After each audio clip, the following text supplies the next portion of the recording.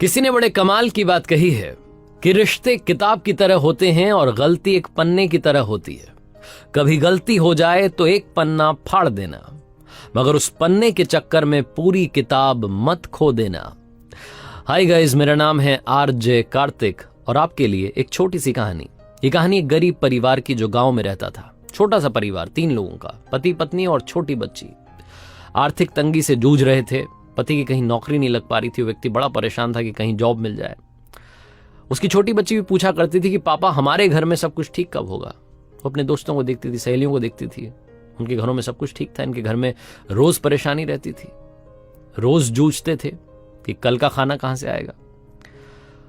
उसके पिता उसका हौसला बढ़ाने के लिए रोज उसे अपने घर से बाहर ले जाकर के एक दूर पहाड़ था उसे दिखा करके कहते थे कि बेटा, वो जो पहाड़ है ना, वहां ऊपर वाला रहता है, उनसे प्रार्थना करो, वो सब कुछ ठीक कर देंगे। वो छोटी बच्ची रोज प्रार्थना भी करती थी। रोज वो ऊपर वाले से दुआ मांगती थी कि पापा की नौकरी लग जाए। कमाल यह हुआ कि सेना में पापा को जॉब मिल गई, सैनिक की नौकरी लग गई, भर्ती लग गई। घर में मिठाई बटी, उनको लगा कि अब सब कुछ ठीक हो जाएगा। लेकिन कुछ दिनों में इस राज्य पर दूसरे राज्य ने आक्रमण कर दिया। जो सैनिक पिता थे उन्हें अब युद्ध लड़ने के लिए जाना था। अपने परिवार का प्यार लेकर के रवाना हो रहे थे। छोटी बच्ची अपने पिता के गले लगी हुई थी और कह रही थी कि पापा मत जाओ, मैं बुरी हूं, मैंने आपके लिए ऐसी नौकरी मांग ली जिसमें आपकी जान पर बनाई है, आप युद्ध के लिए मत जाओ, हमारे साथ रहो ना। बहुत कुछ उस बच्ची ने कहा। उसकी आंखों में आंसू थे। उसके पिता ने कहा कि नहीं बेटा, अब तो जाना होगा। इस राज्य के लिए अपनी जान भी चली जाए तो कौन सी बड़ी बात है। वो ये सब कह रहे थे और बच्ची रो रही थी। तभी उस बच्ची ने कहा कि पापा बस एक काम कर देना, वो जो ऊपर वाला वहां पहाड़ पर रहता है ना, उनको मेरी ये चिट्ठी दे देना, बस इतना सा काम मेरे लिए कर देना। उसके पिता हल्के से मुस्कुराए कि बच्ची ने तो वाकई में मान लिया है कि वहां पहाड़ पर ऊपर वाला रहता है। वो चिट्ठी अपने बैग में रख करके वो सैनिक रवाना हो गया। अपने बाकी सैनिक साथियों से मिला और वो टुकड़ी जो थी युद्ध के लिए निकल गई। पहाड़ पर चढ़ रहे थे। मालूम था कि आगे सरहद आ जाएगी, उसके बाद में तो हमारा देश ही खत्म हो जाएगा। तो एक आखिरी पोस्ट ऑफिस था, वहां जो लेटर बॉक्स होता है उसमें जाकर के इस सैनिक पिता ने वो चिट्ठी डाली। और चिट्ठी डालने से पहले उस पर लिख दिया अपने हाथ से कि बेटा माफ करना, यहां कोई ऊपर वाला नहीं रहता है, मैं तो तुम्हारा हौसला बढ़ा रहा था। उसे लगा कि ये चिट्ठी वापस अपने घर भेज देता हूं, बच्ची को मिल जाएगी और बच्ची समझ जाएगी कि पापा झूठ बोल रहे थे। थोड़ा सा गुस्सा होगी, लेकिन क्या हो गया, अब मैं तो जा रहा हूं उस युद्ध में, पता नहीं जान बचेगी नहीं बचेगी। भीषण युद्ध हुआ। 2-3 महीने तक युद्ध चला। एक एक करके इनके सैनिक मरते जा रहे थे। उस गांव में खबर फैल गई कि वो टुकड़ी खत्म हो गई है, वही टुकड़ी जिसमें इस बच्ची के पापा गए थे।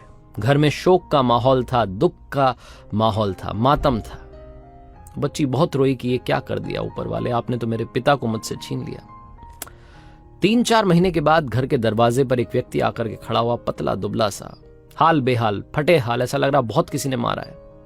बच्ची पहचान गई, दौड़ के गई और पापा के गले लग गई, बोली कि पापा आप तो वापस आ गए। इसके सैनिक पिता को सामने वाली जो सेना थी वो बंदी बना करके ले गई थी, जिंदा पकड़ के ले गई थी, बहुत मारा था। जैसे तैसे ये व्यक्ति वहां से जान बचा करके भागा और घर वापस आया। पिता और उसकी पुत्री, ये बाप बेटी का मिलन हो ही रहा था कि तभी एक तीसरा व्यक्ति आया जो कि डाकिया था। वो आते से ही बोला कि माफ करना, वहां ऊपर पहाड़ पर युद्ध चल रहा था, इसलिए वहां से डाक नहीं आ पा रही थी, चिट्ठियां नहीं आ पा रही थी।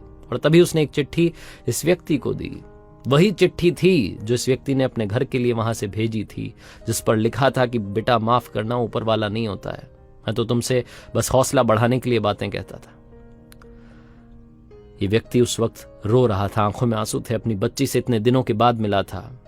उसी इमोशनल लम्हे में इसने वो चिट्ठी खोली और पढ़ना चाहा कि बेटी ने क्या मांगा था। और जब चिट्ठी खोली तो उसमें बच्ची ने लिख करके भेजा था कि हे ऊपर वाले, मेरे पिता को युद्ध से वापस सही सलामत भेज देना। वही सही सलामत व्यक्ति वहां घर पर खड़ा था, अपनी बेटी से मिल रहा था। उसकी आंखों से आंसू रुके नहीं। छोटी सी कहानी है, लेकिन हमें सिखाती है कि जिंदगी में विश्वास है तो आपकी दुआ कबूल होगी। वो ऊपर वाला आपकी भी सुनेगा। अगर आपने दिल से कुछ मांगा है तो वो आपको जरूर जरूर जरूर मिलेगा। बस आपके फेथ में, आपके बिलीफ में कमी नहीं आनी चाहिए, श्रद्धा में कमी नहीं आनी चाहिए, क्योंकि ऊपर वाला सिर्फ और सिर्फ भाव का भूखा है। अगर आपके भाव सच्चे हैं तो आप जो चाहते हैं वो आपको मिलकर के रहेगा, चाहे उसके लिए कितना भी वक्त लग जाए।